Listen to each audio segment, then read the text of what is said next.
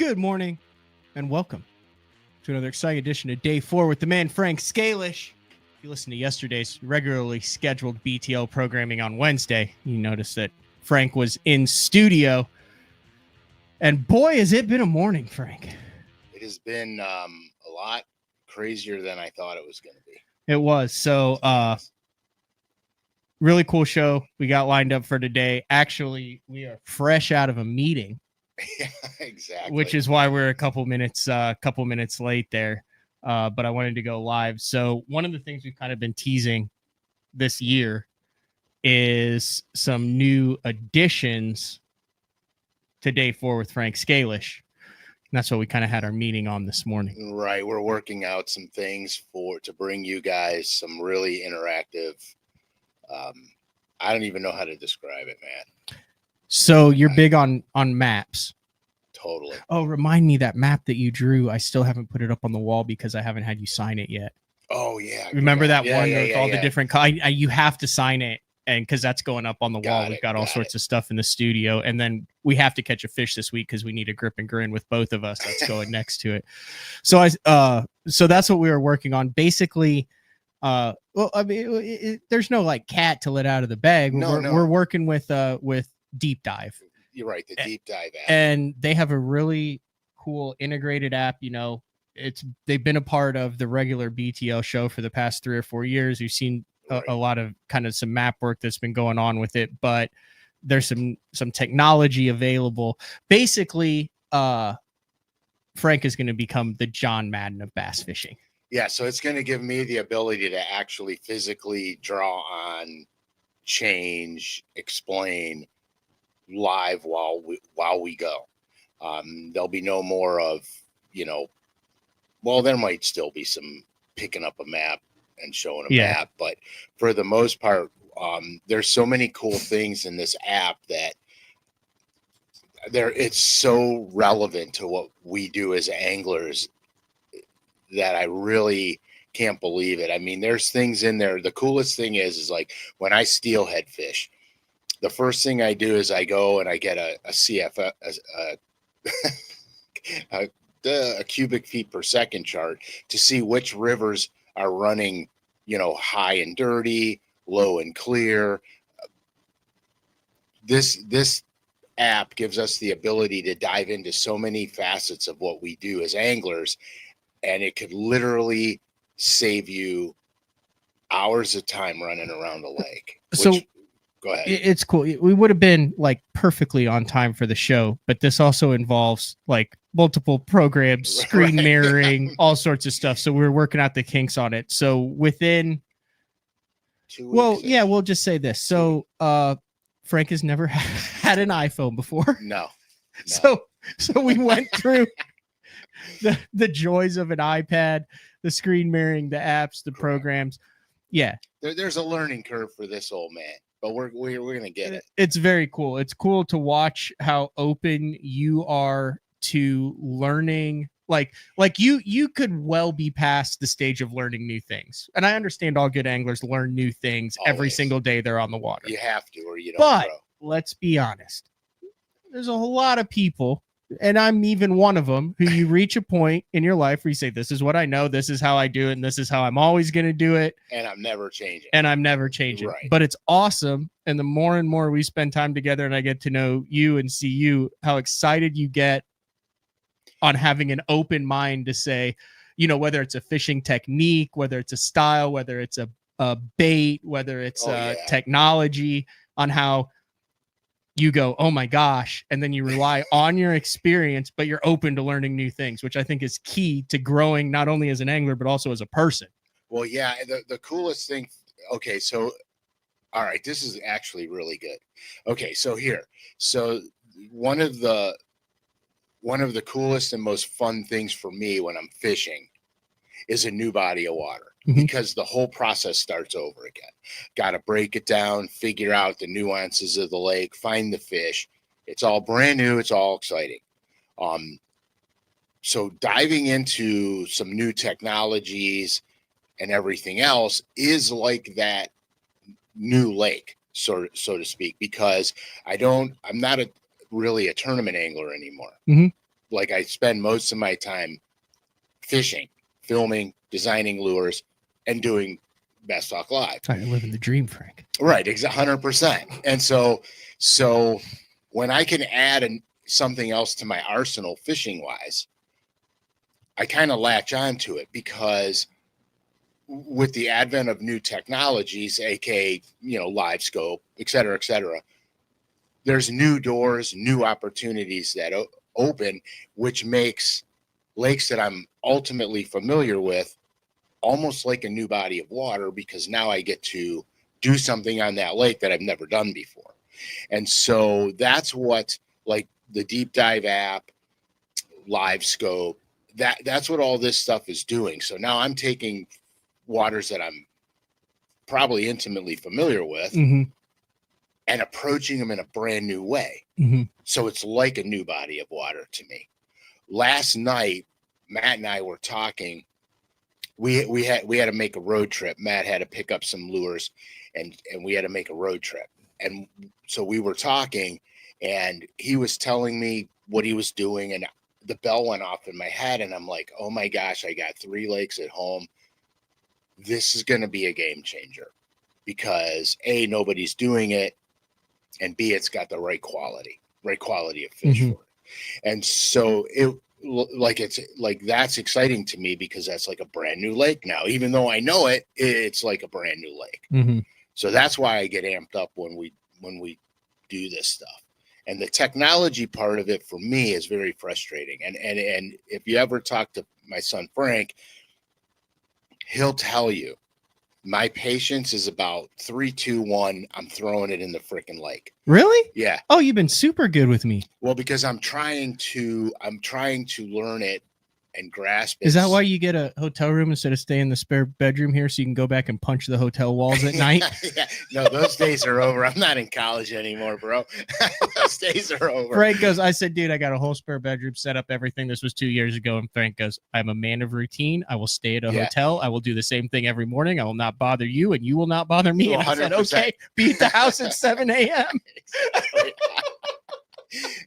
Although after dinner last night, I really wanted to crash here, because I was like, holy crap.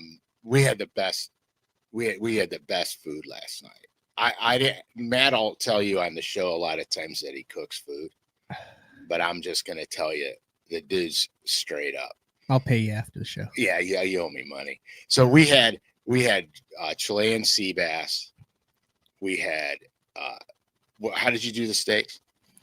Well, they were just smoked and then sous vide, and then seared and then thin sliced, and then we had seared ahi tuna with the wasabi. That was really good. That's the cheapest, easiest dinner. That was $17 for 4 pieces of that. You literally take it out, pepper it, sear it, thin slice it, squirt a little wasabi on the side. Oh, it was beautiful. Yeah, it was great. With Juice's famous crappie dip.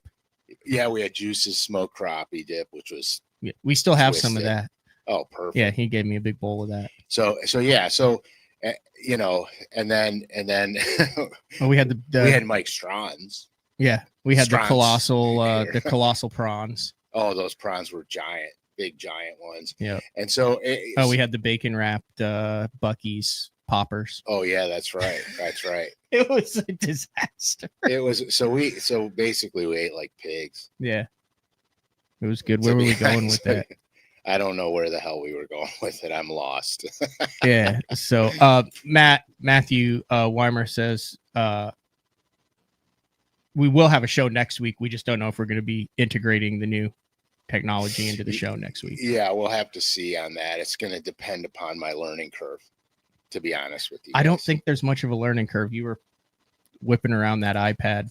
Yeah, it's pretty similar to my graph. Yeah. So anyway, Frank got back at like 11 last night from the hotel, and then we had this meeting set up at 7:15 this morning. Right. So then Frank got over here at 7, and we were doing the loading up the meeting until then, and then it's 8:29, and Frank goes, man, I need a muffin. I need a snack. I need a bagel, a piece of bread. And like Court's not here that often. right? Like just because she lives in Fort Worth, Right. I live up here in Shawnee. So my pantry is still stocked like a single man's pantry. Oh, try and trust me, it is. I had chips. That's the only corn based or wheat based. Right, exactly. So literally while you were watching that, Frank's in there stuffing his face with corn chips. My water is frozen in the back of the truck that I got from Costco 2 days ago. So we got a cup of water from the sink and then we ran in and we did the show. But true. I titled it wrong. I said day 199 instead of 190. It's 190 for sure. I'll change that afterwards. But then I put major problems in parentheses. Yeah. So we scheduled this a couple months ago. Yeah. And weather's good. Weather's great. I was out 6 days ago when Frank's getting packed. Oh, you were crushing on them. And was catching fish. Have 6 lakes that we're going to, crappie and bass. We're going to do filming on them and everything. And then Frank leaves and he starts noticing something on his way from Cleveland, Ohio to Shawnee, Oklahoma. Yeah, the farther south I drove, the more ice I saw, which I'm like, okay, that pond is frozen, but that's only a pond. Oh, that small lake is frozen. I'm getting closer and closer to Matt's house, and there's a river. I'm driving over a river. I go, oh yeah, the river will be open. River's frozen, and I got almost here, and I go, we're not going to have any open water. Which never crossed my mind. It would have been the last time. It got cold 2 years ago for like a couple days, but it was surrounded by really nice weather. But 2021 was the last time that we had any semblance of ice on the water. So last year I was here, right? Yeah. So 2 years ago. 2 years ago I was here, and we had great weather. We absolutely mashed on them. And then I remember that when I got home, it was like a week later, you took pictures, sent them to me, that everything was froze over. Yeah. But it was just very, very brief. Right. For like 2 days. Yeah. Yeah. And so now we're, we didn't do prep work. Okay. Cause if we did the prep work, we could have kept the smaller lakes open. Well, I didn't know that there was prep work to do, which is kind of what we're going to talk about today. Right. So because you don't experience this. No. But we do where I live every winter. So what I would do if I'm going to go somewhere, and you guys could attest to that, some of the posts I post on Instagram, like with the snow shovel, the cinder block, and the rope, and the push pole, et cetera, et cetera. Didn't you just do a show about that? How you like loaded with your engine or something, and you had you were breaking ice. Yeah. So I didn't do a show. I think I talked to you about it. Oh. But I know which lakes are going to freeze first, usually. And I know if we get light wind and cold weather and the lakes are calm at night, they're glassing over overnight. So I'll prep work. If I go, okay, I'm going to be fishing in 2 days. I'll go out to a body of water and I'll start busting the ice. I'll clear the ramp. I'll bust the ice to get out. I'll drive around where I'm going to fish. If there's any skim ice on it, I drive all over it, crack it all up. And if the wind is my friend, it'll blow all the broken ice that I did to one corner, and I'll have an open section that I can utilize. Sometimes it works like a charm. Sometimes it doesn't. It's a crapshoot. But I can keep the water open a little bit longer.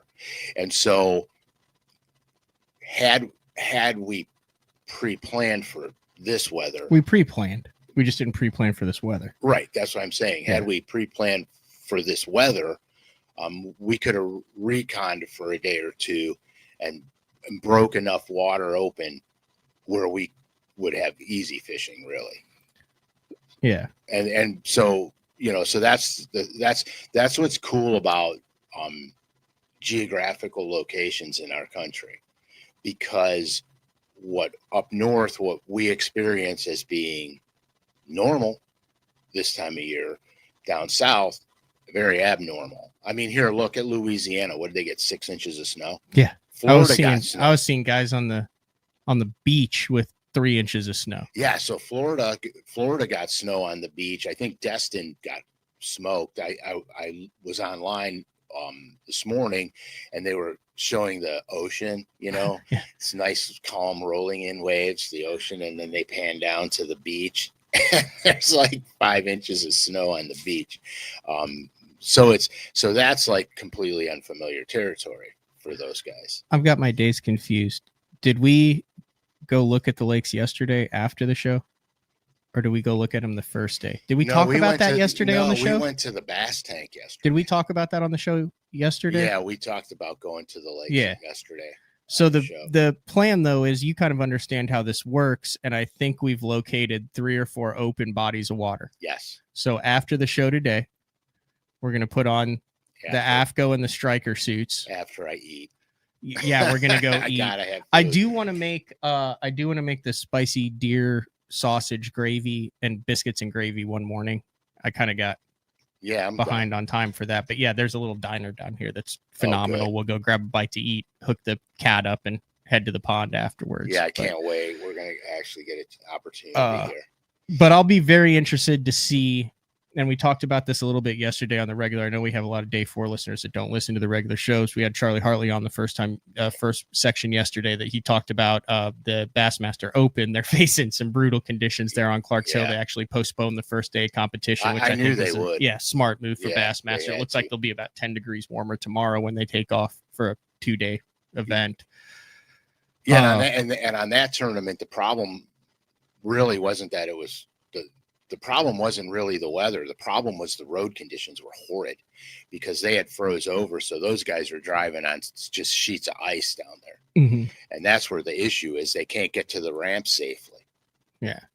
So we're going to alter our game plans a little bit. And Frank has some super secret stuff that he showed me. Like I said, there was some stuff where he's like, I don't want to show anyone else that, but I'm interested to see on those finicky, super cold water bass and crappie, if we can get those to take a bait.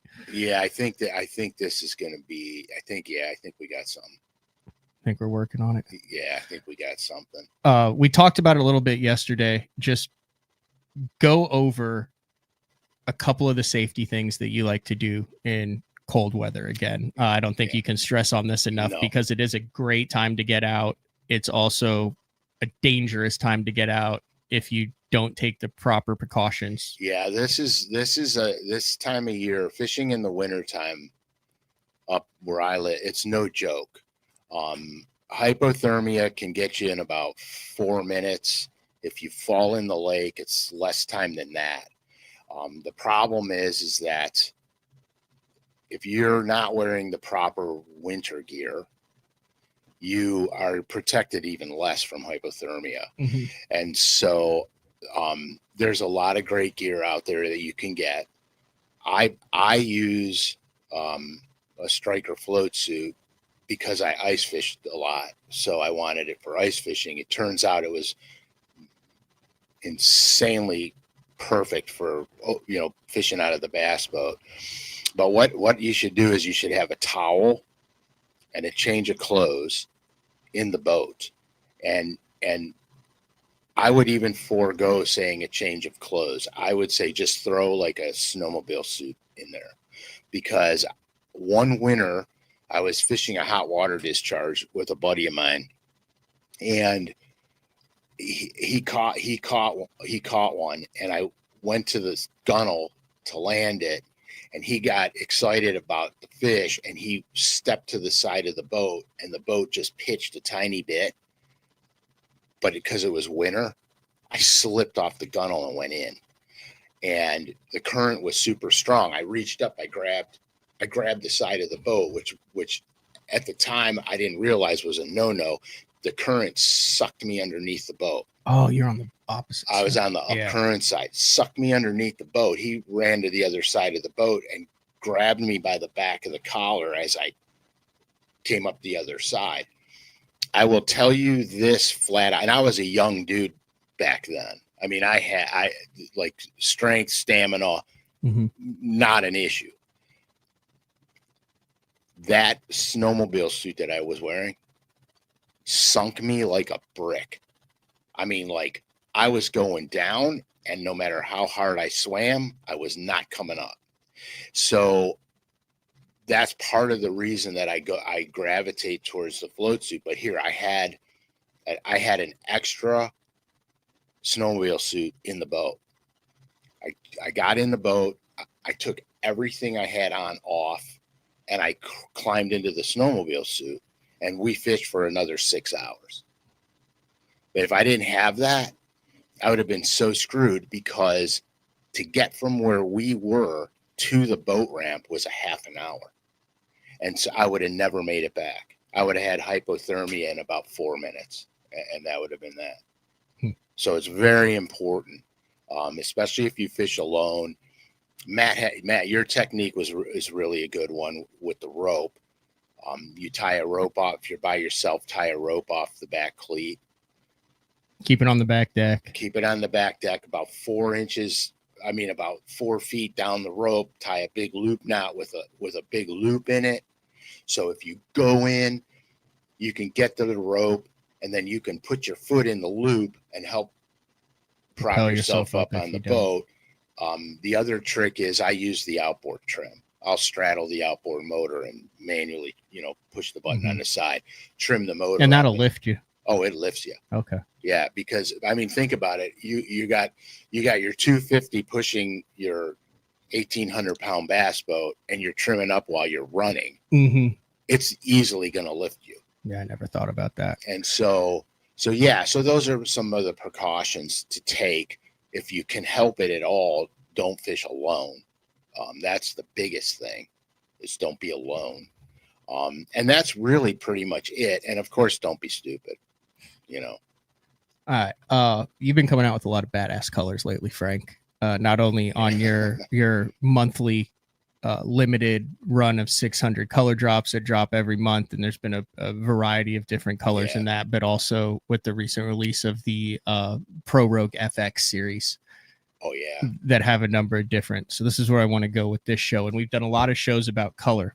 So we've done a lot of shows about crayfish. We've done a lot of shows about shad. I want to marry these two together. This is something that I struggle with when it comes to winter and early spring fishing, Frank, is you always hear crayfish, crayfish, crayfish in the spring. You go back to the old wiggle warts, the shad wraps, the speed ends, all that, and it's always crayfish. But you have all of the jerk baits and stuff that are shad colored. You have the shad.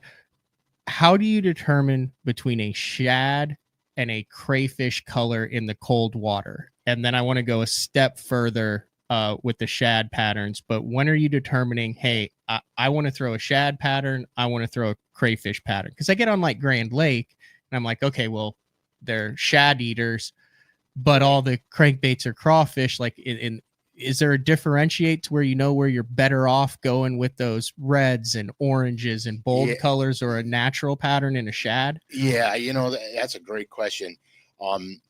So what I tend to do is I pay attention to the bass behavior. Especially watercolor is important too, because if the watercolor is, especially above the Mason-Dixon, like here, I will say this, okay? There are some of the lakes that we go to down here that are filthy. They're dirty as could be, but you're like, oh yeah, it's always like that. and so I'm like, holy smokes, man, that is like, I wouldn't even have stopped here. I would have passed by and went and looked for another lake. So you have to take into account the body of water that you're fishing. So crayfish versus shad, suspending bait versus crankbait. When the bass, in the cold weather, especially in the spring, there's a point in time where the bass, they're on shad, they're suspending, they're feeding up. And we're still talking cold water, because I've done this in 39 degree water. Yeah, give us a little range of water temps. So I'm talking 39 degrees to 45 degree water temperature. There's a certain point in time where your jerkbait bite is slowing down. You're still catching a few, but it's slowing down. That's when I gravitate to 45 degree banks, rocky banks. not so much the points yet as the 45-degree stuff. That's when I'm picking up the crankbaits, the middle end, deep little end, a wiggle wart, et cetera, et cetera. That's when I'm throwing those baits. And the whole key with those baits is you're not casting perpendicular, you're casting at a 45-degree angle or even a 60, and you're slowly walking the bait down so you can feel it crawling over all the rocks, banging off the boulders. And it's not, I'm not hard fishing it. Like I'm not summertime burning it. I'm literally just walking it. And that's when those baits become insanely effective. You're going to experience ice out this week here because all your ice is going to leave the lake. In where I live in the spring, the ice will start to melt off the lakes. I'm still on the jerk baits, 100% still on the jerk baits, because the bass are still suspending. They're still shaddy, but the crazy thing is they're already moving towards the areas that they want to spawn. And when you have a winter where it freezes fast, all these time frames happen faster.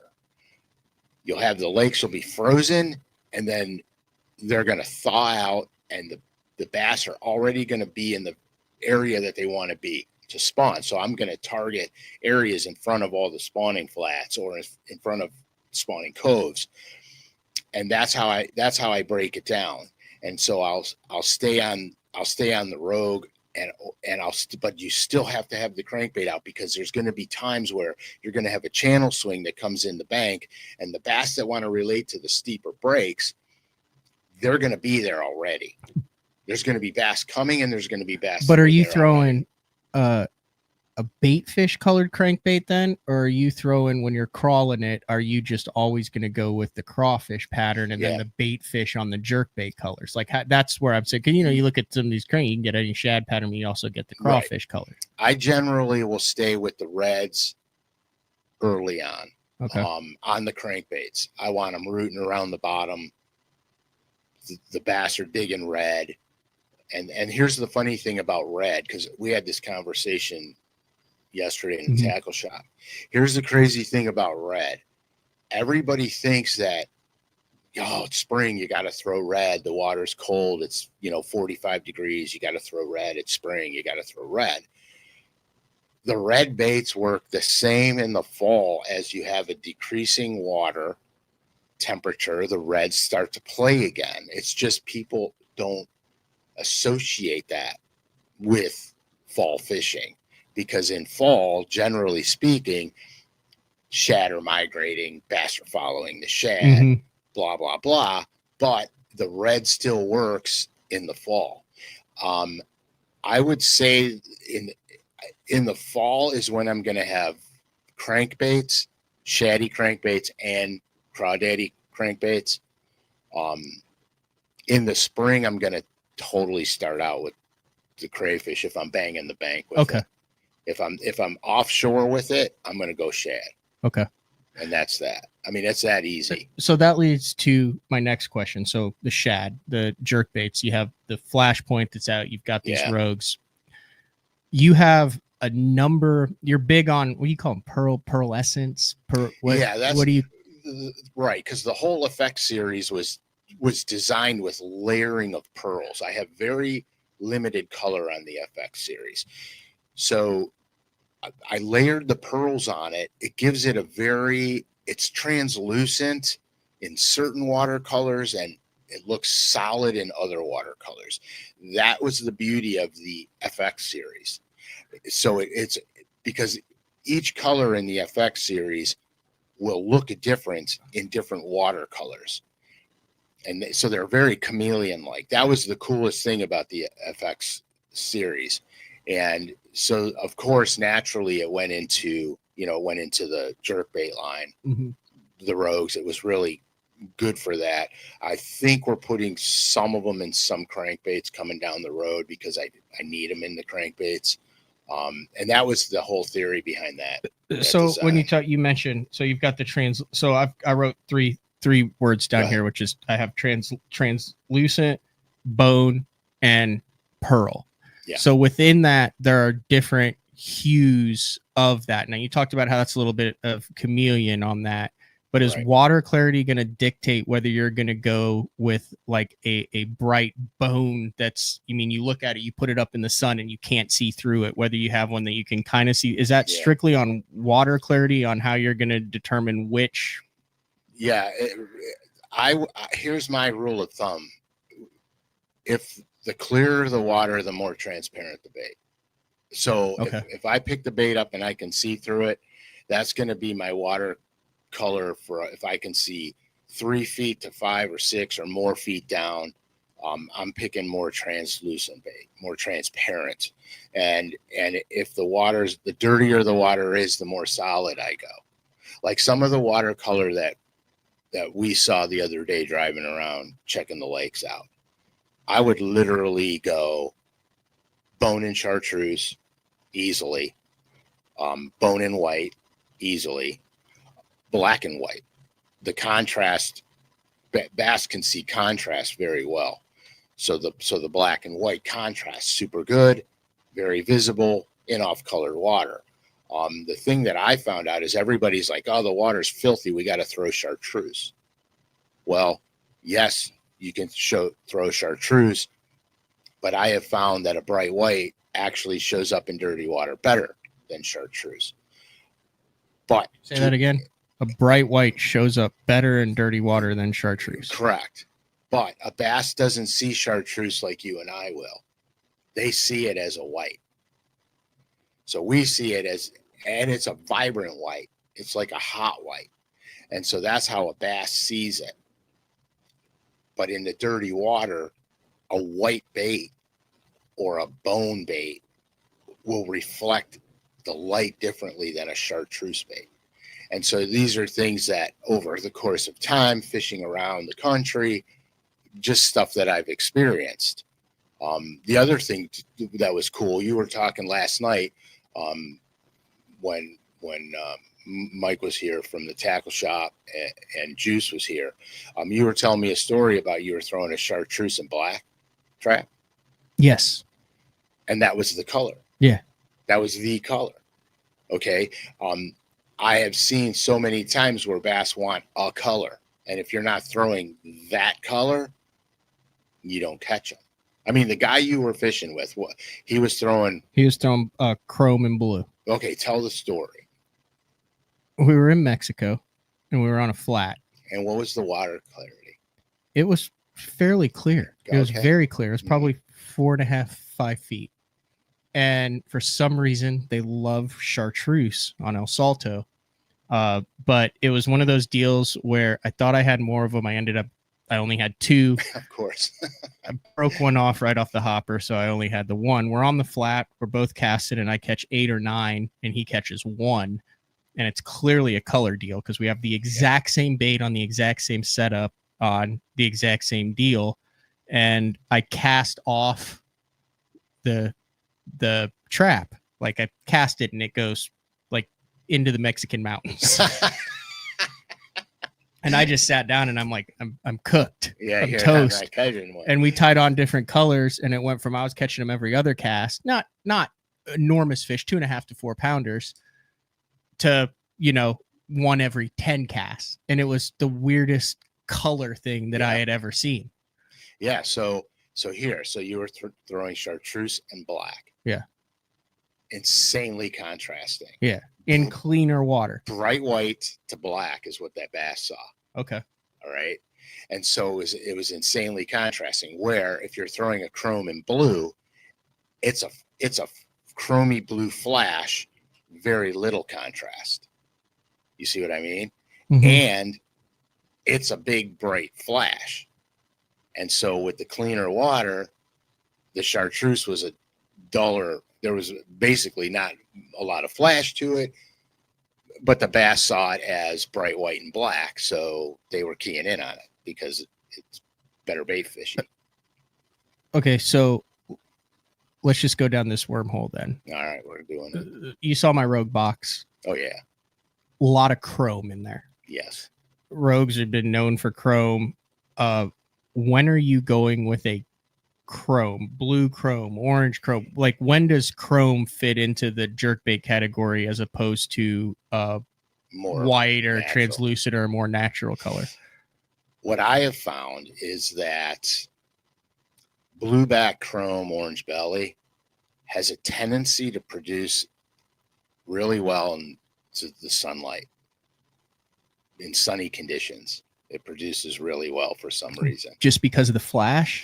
I'm gonna guess. I'm gonna guess because I have never asked a bass, so I gotta guess. So if you're going and you know it's a jerkbait bite, but it's going to be high sun, bluebird skies, you're going to make sure you have something that has some flash in it, that chrome kind of color to it, as opposed to a more translucent color. Right, or one of the FX colors in oil blue or oil green, because what those baits are is it's a transparent foil underlay underneath the paint. So I'm getting what color? Oil green or oil blue. Okay, here's oil blue. So I'm getting a subtle flash. Like if I know they're preferred the chrome blue, the chrome blue, then oil blue would be my choice. And here's why. Because it's still going to flash for you. It's a little subtler. It's semi-transparent. Best of both worlds. You get the best of everything. And if I'm fishing around a lot of people, my bait will be more subtle, less flashy, more apt to catch fish behind guys.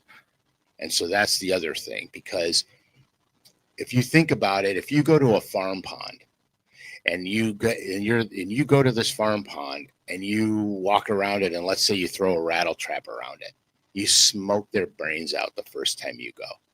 Let's say you go back 3 days later and you're like, oh, I know they eat that trap. I'm going back to the pond with the rattle trap. You go back down there, you start throwing that trap around, and you catch a few. And by the third time you go there, they won't even touch it because they get accustomed to the vibration, the noise, and the way it looks. And they get accustomed to it and know that it's not an edible thing, and they turn off to it. However, you go to the farm pond, you're throwing a 5-inch yum dinger, and you smash them day in and day out on it. And the reason being is because it's such a natural presentation. If they turned off to it, they would starve to death. And so that's why a lot of these natural looking jerk baits don't lose their fish appeal, because the bass can't, they have to go after them because they're so representative of food. Does that make sense? Mm-hmm. It does. I'm showing that flash point down there in a blue is a little bit of underwater on that. All right, so then let's go one step further. And I know that you've designed a lot of walleye colors that are just obnoxious. They're always obnoxious. But when it comes to the bass fishing, the clowns, the really bright colors, there's some that you see pinks and all sorts of weird colors. Now, take the smallmouth out of the equation for. Do we have to? Yeah, because I want to talk about like what's going on across like this big swath there. We've done shows on that. Is there ever a time when you're going with a clown with something like that for largemouth in this time where you're not doing the whites or normals where you're not doing a foil where you're going, okay, I want bold primary contrasting colors on my jerkbait? Yeah, clown's a unique color. When back a billion years ago when I was introduced to clown, it registered to me as a smallmouth color, and I caught a lot of smallmouth on it, tons of them actually, and I caught a lot of largemouth on it, and I always thought it was just by accident that I ran it by one and I triggered a bite. But I found that the clown catches the largemouth as well as it catches smallmouth, and I couldn't put my finger on it really, what the deal was. So the only thing that I could think of was that color scheme was so out of the ordinary, the bait stood out. Okay. And they can see it farther. And that was the only thing I could surmise by that, because I don't know what the bass think, you know what I mean? So so I wasn't really sure, but it worked. And I don't have a place where I can tell you under these conditions I'll throw clown. I just don't. It's just because that happens at Grand a lot. I mean, Cliff Pace, when he won the Classic in 2013, mixed in a clown colored jerk bait as well, and it seems like it seems like a lot of the old school guys will have just a tattered up clown jerk bait in their box that they're not really keen to talk about. Right, just scrape to beat the band. Yeah. My rule of thumb is I always have natural shad patterns and I have a hot shad pattern. Hot shad pattern being clown, being some form of chartreuse, because there are times when you can make a bass bite it. And if I know I'm around bass and I'm throwing natural colors and I'm catching a lot of them, as that bite slows down, then I switch to the hot pattern and I might go right through that area one more time with the hot color and pick up fish that I didn't catch on the natural shad patterns. I do that with my crankbaits too. I always have natural colored crankbaits on, and then I have a hot pattern, be it citrus, chartreuse, and blue. Whatever, but I always make sure that I have at least one hot pattern while I'm cranking, because I can go over an area with a natural pattern, catch fish, stop catching fish, go back through with the hot pattern and pick up a few more residual fish. And so, there's tricks like that. So, like the Carolina rig is a go-to of mine after I'm done cranking a rock point, ledge, or whatever, and I stop getting bit on the crankbait, I go through with the Carolina rig and I pick up fish that I didn't catch with the crankbait. So in the cast for cash game, you want to get as many bites as you can get. You want to get as many bites as you can get. And I learned that by tournament fishing, that if there's fish there, and KVD told me this, you are not going to catch every one of them. So with that in mind, I said, well, there's got to be a way to catch more of them then. And that's how I incorporated the naturals with the hot, the Carolina rig with the big crankbaits, the football jig, et cetera, because it's a different look on the same structural element where you can pick up a bite or two. And that's what you're doing when you're off the main pattern, when you deviate from, I was catching them on these jerk baits, or I was catching them on these deep diving crankbaits. That's your main pattern. But when that slows down on a spot, you have to think, there's no way I caught them all. I got to go back through there with a different bait. And then you pick up, you may not blast them. You may pick up one or two extra ones. Joe and I were filming a video deep cranking, and I was catching them pretty good, actually. And I was running the crankbait in the water, saw the fish flash on it. I caught him. He took it right at the side of the boat. We were laughing because I was just catching them like crazy. And I said, you want to know something? You want to see something nuts? He's like, what's that? I said, let's wear them out. Let's just wear them out. So we sat there and I gave him a crankbait. I took one, and we both just plastered them. We could barely get a bite anymore. I said, now I'm going to show you something stupid. He's like, what's that? I go, we're going to go back and fish that with a Carolina rig. And unbelievable, we plowed him on the Carolina rig. And he's like, we could barely catch another fish throwing the crankbaits. And I said, I know, because we were catching the fish that were active and wanted that crankbait. Now we're going through there and catching the ones that weren't, in the mood for the crankbait. And it was unbelievable. Same spot. We didn't go to a different spot. We stayed on the same ledge and did that. So it was crazy. All right, two more colors, and I think we've covered the gamut. Okay. Would you put a fire tiger jerkbait in the same category as a clown jerkbait? I put the fire tiger color. I'll throw fire tiger in gin clear water for whatever the reason. That bait, think about it. Fire tiger is a black back, lime shoulders, chartreuse sides, orange belly, right? We know chartreuse is bright white to a bass. Okay. So the lime is a duller white. and the black is black. So that bait has actually a kind of a natural look to it in the water, because to a bass, he's seeing black, gray, and white. The pattern on the side is black.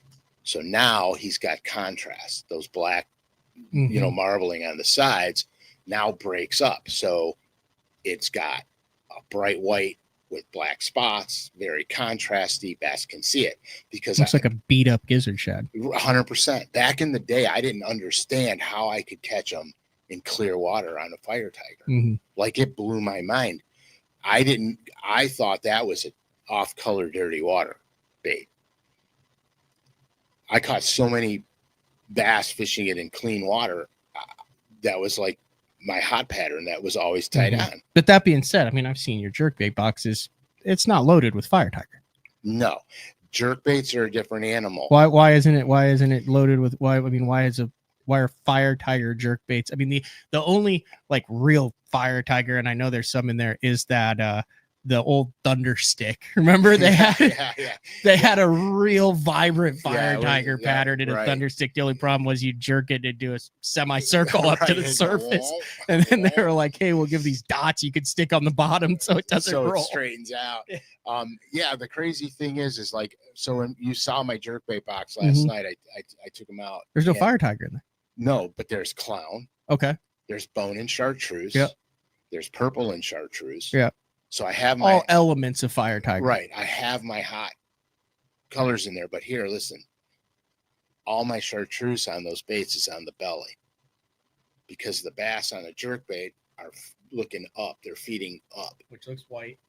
So looks like a gut bag. 100%. So I want them to see the target, because I know they're from the bottom looking up.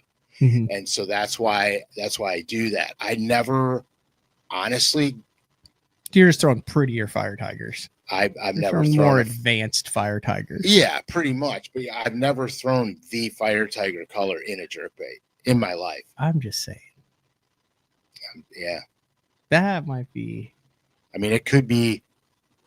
Yeah, I mean, it could be a missing link on a tough day. You know a guy who can paint some baits, don't you? Yeah, I think I heard of someone. You can't see the instant feedback here. We got over 250 people watching live. It lit up when we started talking about fire tiger.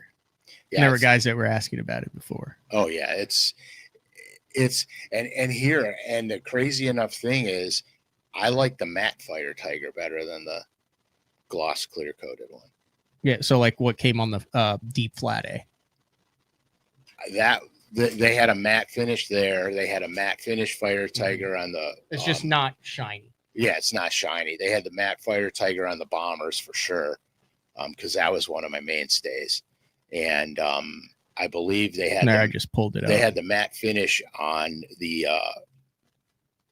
Rebel Deep Wee Craw, which is the D76 model, I believe. And I just introduced a series of matte crayfish colors in that Rebel Craw, and Fire Tiger's one of them. So I can't see what you're doing there, but if you go to Rebel, pull up the Deep Wee Craw, D76 matte Fire Tiger. It's my version of it. I really sexied the thing up a lot. Rebel Deep Wee Craw. Yep. In the matte series. Oh. Yeah, we pulled those up. Yeah. There's like 90 versions of this Wee Craw on here. Yeah, it's the deep. It's a D76. It's a deep version. I'll just type in D76. Yeah, I don't know if it's going to come up or not. Yeah, it does. Yeah, so that's what I did with what color? It should be Fire Tiger. You'll recognize it. I don't know what the name of it is. Oh, those aren't the matte version. Anyway, those are just the deep we are. I remember you showed those like a couple shows ago. Yeah, they're in there for sure. I guarantee it. No. Yeah, I just bought a bunch of them before I came down. I know. You're the sole reason why these things that haven't sold since 96 made a big comeback. Dude, I tell you, that used to be my jam. Same here. In Canada, I'd always stop and get the Rebel. the Rebel Craw, and I knew I was headed to Smallmouthville. Well, the Matt series colors in that bait, I got a box full of them now because I'm like, because that used to be one of my go-tos, and I'm kind of partial to the colors since I made them. Yeah. I'm trying to turn up here. Matt series Rebel Craw. There you go. Well, I just typed it in. I didn't see it. Last one then. Red. In a jerkbait. Red? Yes. Okay. Like red in a jerkbait. Okay. There are guys who swear by red in the red jerkbaits. I'm talking about that deep red, like the Rogue had a color that was like almost a translucent red. Yeah. So the closest I came to that was I used blade dye and I dyed one of my black and chromes red for Gunnersville. And that's the closest I came to actually turning it into a mainstay in my box, because they were smoking it, absolutely smoking it. It's not a mainstay for me, but I would not ignore it. Okay. It feels like a lake specific thing. Like I can think of a couple lakes in Oklahoma where the guys are like, it's a deeper or dark red jerkbait, and they pull it out just for those lakes. I think that's true. What makes specific lakes like have a color that, like Texoma's big on that, Eufaula's big on that? What makes a lake have like a specific odd color that they go nuts for it on that, but it's on even surrounding lakes?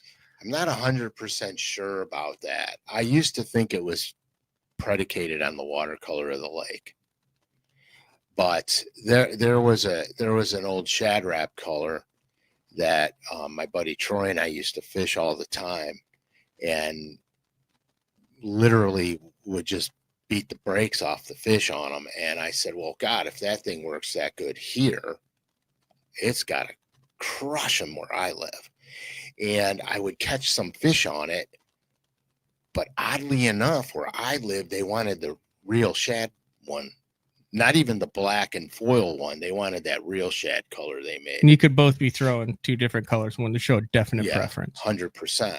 But when we were in the Carolinas, because I did a lot of wintertime fishing over there, I don't know the color that they called it, but it was more like a brownish orange than a red. In fact, it wasn't really red. It was a brownish orange, maybe hot belly on it. If you weren't throwing that, you didn't catch them. I mean, you just didn't catch them. And then over the course of the years, I got away from that bait, and I started throwing the G Finish Big O. Yep. And massacred the spots on that thing. Massacred them on it. So I'm like, that's what I'm throwing when I go there, because it never lets me down. And so it's weird. And I don't know if if the bass got off the color, or I just didn't throw it as much. You know what I mean? And that has a lot to do with it too, I think. Is the best way to experiment with colors when you're on a really good bite, or when you're not getting bit? When you're on a bite. When you're on a bite. Because because now you're going to get a true sample size. Okay. All right. If you're struggling to get bit and you're catching one here and one there, you can't really determine if it's the color or not, because you don't have enough feedback. But when you're on them, that's the best thing to do, is say, okay, let me throw this color at them and see what. Also the hardest thing to do. Yeah, it is. It's hard to put down a bait you're smoking them on, for sure. But that's the best time. That's, that when I experiment with a color a lot, I make sure I'm on them good. Okay. Because I want to get a true visual. And then oddly enough, I keep going back to live scope, but oddly enough, because with live scope, if you can see the fish, you could see their reaction, in a nanosecond that the color ain't right, because they'll look at it, run it, and then peel away from it. I learned that with crappie, because as you know, when I first started doing this, I just chased crappie on it for a year before I ever even bass fished with it. And I would dip down on the crappie. I'd see one come up and he wouldn't take it. He'd come up, he'd sit there and look at it. As soon as I changed the color and drop it down there, he'd smoke it. And so I'm like, oh my gosh, it's, you know, color preference. And so that's when I started realizing that because I can see the fish's behavior, now I know that I got to change. And if color. you don't have the scope, and you've talked about it, how a fish's hook determines how the bite is, you could do the same thing on that. If you're getting one that they're T-boning, that they're getting the front treble hook in, that they're head shotting, versus ones where you're just getting the tip of the hook in. So if you don't have scope, you can tell based on how that fish is taken up sample size of those fish on how aggressive and how committed they are to it. Right. So I got a perfect example. So I was practicing on Pickwick. And I went up this creek arm on this big flat. There were stumps all over the flat. I brought a buddy of mine from home with me because he didn't get a chance to fish these lakes outside of our state. So I pulled up on this stump flat and I was throwing a Bomber Square A in Tennessee shad. It was my go-to color. It's a natural shad pattern, go-to color. I'm chucking it. I hit the first stump and I got one, and it was barely hooked by the back hook. I didn't think much of it at the time because I thought maybe he hit it as it ricocheted and rolled off the stump. It was a reaction. He slashed at it. I got him. 2 stumps later, I get another one. Same thing. Back treble hook, barely hooked. I get him in the boat. I look at my buddy. I go, you got to throw chartreuse and blue. I'm not throwing it. I don't like that color. I never throw that color. I go, no, you got to throw it because I have to see if they're going to choke on that one or if they're eating it better. He goes, no, I'm not throwing it. I said, here. And I gave him my Tennessee shad one, and I put the chartreuse and blue one on. And every bass I caught after that, they had that bait in the throat, like in their throat. And so that was a definite 100% color choice.